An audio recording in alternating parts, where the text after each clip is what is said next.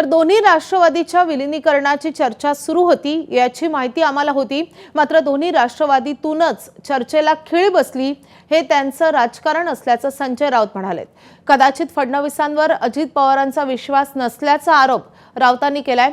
तर दोन्ही राष्ट्रवादी एकत्र आल्यास शरद पवार एनडीएत जातील त्याची भीती संजय राऊतांना दिसत असल्याचा पलटवार नवनाथ बन यांनी केलाय।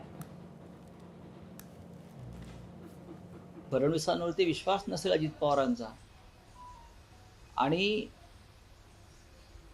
विलीनीकरणाबाबत काही चर्चा नक्कीच सुरू होती याची आम्हालाही माहीत होती, पण त्या चर्चेला त्यांच्या खीळ बसली, त्यांचं राजकारण होतं। त्याच्याशी शिवसेना काँग्रेस पक्षाचा काही संबंध येईल असं मला वाटत नाही।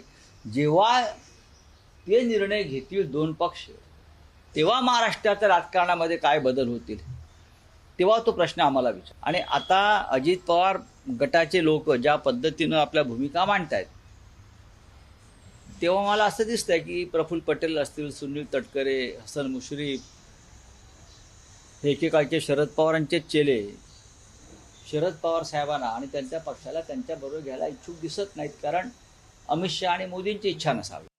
संजय राऊत नाक खुपसण्याचा प्रयत्न करत होते, परंतु आज त्यांना उपरती झालेली दिसते, कारण शरद पवार हे महाविकास आघाडीचे घटक पक्ष आहेत एवढं सांगायचं संजय राऊत यांना भान होतं। परंतु आता त्यांना असं वाटतंय की ज्या पद्धतीनं राष्ट्रवादी काँग्रेसच्या विलीनीकरणाचा प्रश्न सुरू आहे, त्यानंतर शरद पवार साहेब हे एनडीएमध्ये जातील का ही भीती संजय राऊतांना दिसते आणि त्यांच्या पोटामध्ये आता गोळा उठलाय।